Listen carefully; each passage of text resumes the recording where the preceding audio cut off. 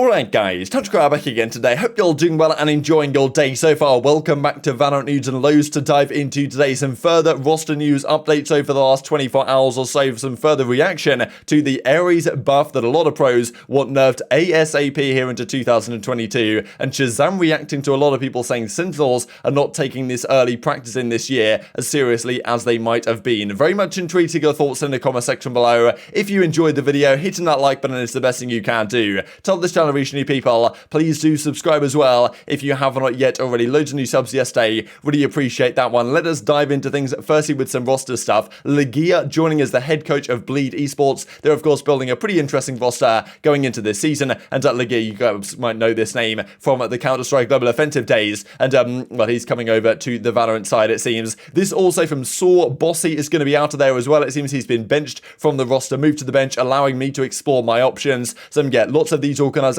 right now, especially in the North American sides, making a fair few changes ahead of obviously what is going to be a big qualifier here in a couple of weeks time for the entirety of the Challenger season and beyond. So Bossy benched. Still, I guess some options for some of these guys might well be on the table, but yeah, difficult when the time is so late really to get signed up to a new roster to well get things all squared out as we go forwards. This also from Luminosity, Mada joining their roster. I'm pretty sure once again, I believe he's been kind of on the bench over at over at Ambox for quite some time now, sitting there inactive, and well, he's brought back onto Luminosity here to try and bolster their roster going into this season. Speaking of Ambox, they've actually brought Odorous in as their new in-game leader, so bringing him over from version 1. I believe he's been inactive over there for quite some time, and well, he's joining Ambox. Now, to be fair, Ambox have made some interesting changes. Things have been up and down with this organization. They were looking really good for some time last year, and then it pretty much fell off a cliff. So maybe Odorous can be kind of one of the players they need to bring this team back to a degree of success. And as he says, excited to IGL again with these guys. Let's get to work. Hashtag ever up for whatever's going on there. So anyway, Ambox, they're getting back in business. Maybe they can build another competitive roster for this season.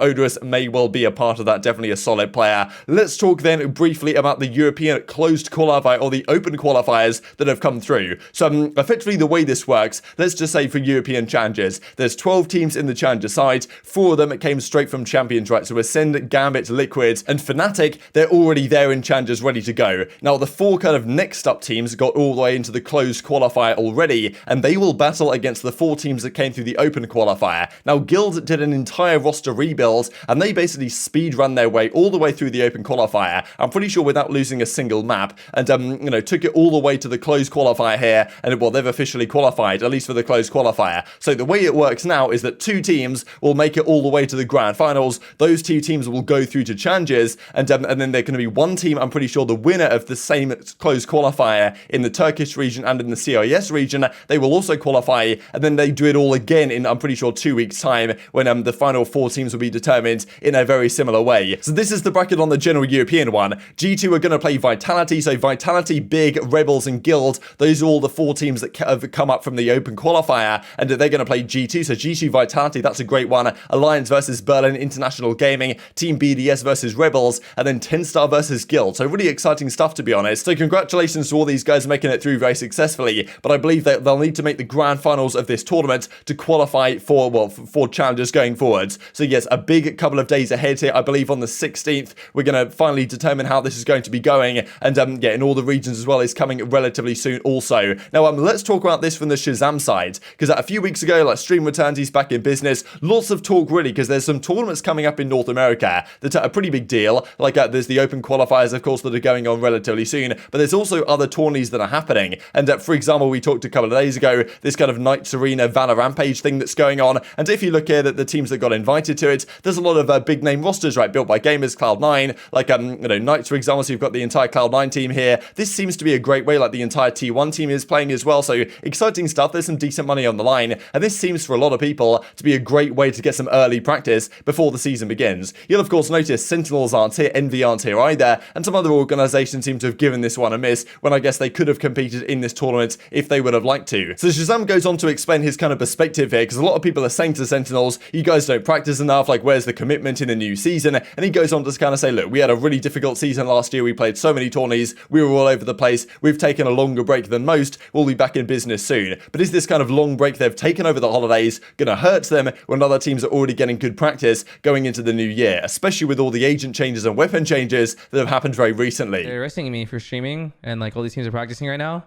But no, it's legitimately we took a decent break, man. We had the busiest year of any team in Valorant. All it is.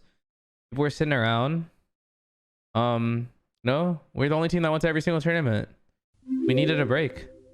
Well, the general consensus is there's not enough Valorant tournaments. There's not enough stuff, and like people weren't playing a lot. But we're the only team that had to play a ton, dude. We played a ton this year. That's all it is. So people are enjoying their free time. I'm streaming a lot because what else? I don't know. I just have fun playing ranked and streaming. Rodatory, thanks for 18 months. People were hating on the fact that I'm using my break and my off time to play ranked, to play more Valorant. And money, yeah, it does make a good income. Why wouldn't I do what I enjoy? The general consensus is that I care about streaming, getting hate for playing ranked, for playing Valorant during my break.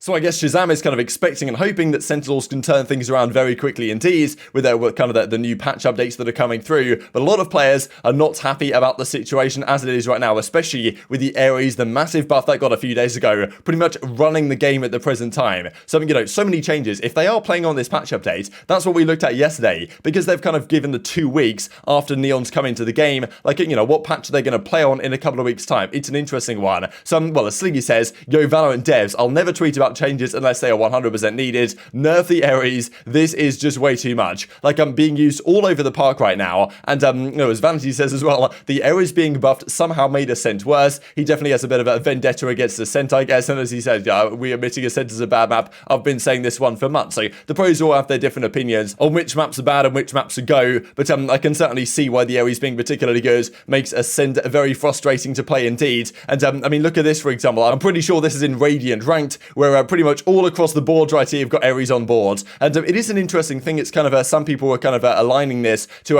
how in Counter-Strike, the SG and the AUG got kind of buffed briefly, and therefore people started using them because they got buffed. But even when they then got nerfed again, in terms of how much they cost in the game, then people still use them because they kind of realized it was good. Now, I wonder whether this is kind of a nudge really from Riot to say, look, the Ares is actually a very good option on your eco rounds, as opposed to shotguns and SMGs and this type of stuff that most people use right now. So maybe their intention is, let's just show people that the Ares is good. We're going to nerf it again soon, but you know, definitely a weapon to consider on your eco rounds, as opposed to you know, at least eco kind of force buy rounds, as opposed to just using other alternatives. So maybe that's what they're going for. But of course, it doesn't seem like, at least right now, they're going to nerf it anytime soon. But of course, it is seemingly kind of broken at the present state. As Tarek says, day 2 of the Ares meta AMA, and a 6 says in reply, of course, from the Sentinel side, nothing better than trying to enter a site as Neon and being sprayed down by 4 Ares. I'm on the brink of losing my sanity, but I'll pray for better days ahead. So yeah, that's what I guess a lot of the pros are saying right now. The Ares, it's got to go. Something has to give with it. Something has to change.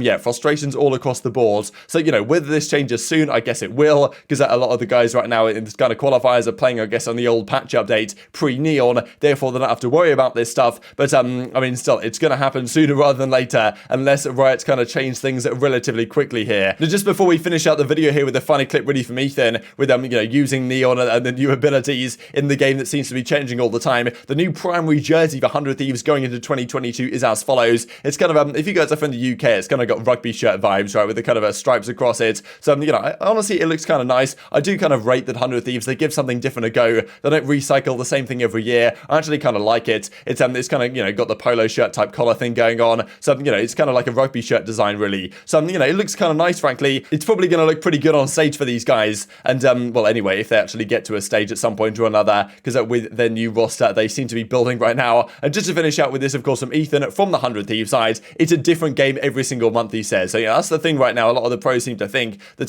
something has changed very quickly indeed. I mean, look at this. He goes for the sprint all the way through to the teleporter, comes out with the ultimate, and just comes in the back and uses the finger gun thing to take them all down. So, you know, this is just the thing, right? This is some crazy stuff that is happening. Of course, the pros are trying to practice with it in North America, and I'm pretty sure Korea and Japan are also, because their qualifiers are late, going to be played with Neon. So we're going to see some crazy stuff, I'm sure, happening over the coming weeks, and maybe this is one of the players that people have to watch out for happening. But very much intrigued to your thoughts and all this stuff in the comment section below. Hope you guys enjoyed the video. If you did enjoy it, hitting that like button tells the YouTube gods this is a good video. Others like you should see it as well, and I've grown the competitive Valorant community. Thank you for watching as always. Take care, and I will see you next time.